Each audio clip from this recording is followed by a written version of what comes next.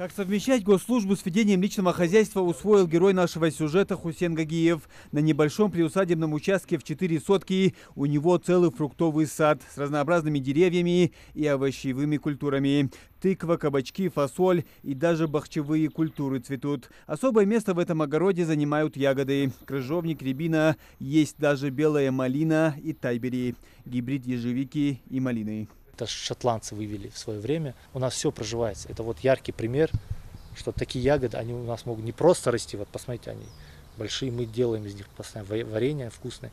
Но она чуть-чуть кислит в начале, но когда она начинает чернеть, она уже, кислота уходит, она бывает уже сладкой. Вот, допустим, вот эта желтая малина, вот она. А из нее вообще очень вкусное варенье бывает, очень вкусное. Вот ее редко, вот у нас кто видел такую малину, она очень сладкая, сочная. Я еще посадил, там тоже малина отдельно растет. А так у меня вот смородина, допустим, все 3 сорта. И белая, и черная, и красная. И все они разного вкуса. Допустим, ну черная смородина, она реально вот вкус детства напоминает. Клубника у меня Митца Шиндлер, тоже немецкий сорт, но она так на землянику похожа больше. И майя сорт клубника, ну мы уже собрали. Тут многие вещи, ну, тоже посезонно. Допустим, лук, редиску я уже собрал, мы собрали. Черешню мы уже собрали, все там. У меня черешня, допустим, тоже 4 сорта разных. Светлая, черная, темно-красная, тоже разные сорта, и это интересно. В огороде Хусена прижилась даже редкий вид ягоды – черная малина. У нее характерный не только необычный цвет, но и небольшая кислотность. На родине в Северной Америке ее называют черной шапочкой из-за интересного вида ягод. Смотри, видишь, она корешков ничего нету. Снял и сразу сахар. Сразу поел. Да, сразу поел. Если варенье, сразу сахар и все. Не надо там. Ну, пока он немного кисловатый. Ну это вот черная, она уже сладкая. И она вот плодоносит буквально вот в течение 2-3 недель. И мы каждый день выходим, по чуть-чуть собираем и делаем варенье. Ну, маленькая ведерко в день получается. И какое разнообразие у вас варенья? Из малины именно? Много, очень много. Как вы различаете?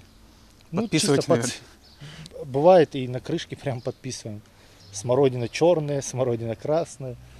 Шарафуга, он же гибрид сливы и абрикоса, красная облепиха, кизил. Всех культур в саду Хусена и не припомнишь. Есть среди этих деревьев даже экзотический киви. Правда, он больше похож на кусты цветов. И лишь знающий различит их среди кустов с розами. Помимо традиционных, то, что мы сажаем в огороде, мне хотелось что-то экзотическое, что-то новое посадить, чтобы даже если вырастет, чтобы показать там людям, знакомым. Вот у меня вот.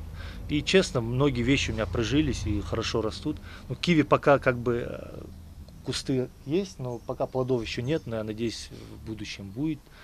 У меня там растет красная облепиха, она вообще редкая, ее никто и здесь я не видел, чтобы такую сажали. Ну, у нас в горах вот эта вот классическая желтая растет.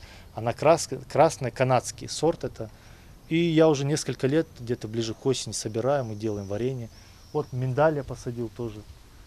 Пока плодов нет, но я думаю, тоже, надеюсь, будет. Участник конкурса победить своих визави хочет не количеством урожая с огорода, а разнообразием культур. Тем самым доказать, что и на небольшом участке земли можно много чего посадить. Главное было бы желание. Если душа не предрасположена к этому, если это не нравится, то вот делать так, чтобы вот говорить, что вот я посадил, у меня растет, это тяжело. Но имеется в виду, посадить можно. Посадить это самое простое дело. Ухаживать это большой труд. В большой семье Гагиевых всегда с уважением и любовью относились к земле и ее дарам. Отсюда и выбор хобби. В основном сажали картошку, но, как говорится, не было бы счастья, да несчастье помогло. Вот, видимо, с черноземом мы завезли эту медведку, вредителя, и картошку сажать уже мы отказались от этой идеи, да. И как-то вот место освободилось. И потом пришла идея вместе сделать и огород, и сад, вот совместить это и максимально как-то разнообразить все. Ягоды, фрукты, овощи, чтобы человек пришел, или гость даже, или родственник пришел, зашел, чтобы мог, даже как экскурсию, знаешь, вот прошелся, попробовал одно, второе, третье. Конкурс на определение лучшего подсобного хозяйства проходит второй раз. Все еще продолжается прием документов для участия в нем. У жителей республики осталась последняя неделя, чтобы подать заявку и вступить в борьбу за призами. По условиям победителей будет 23. Они получат денежное вознаграждение за свой труд от 50 тысяч до $500 000 рублей. Муслим Ганиев, Адам Далаков. Новости 24.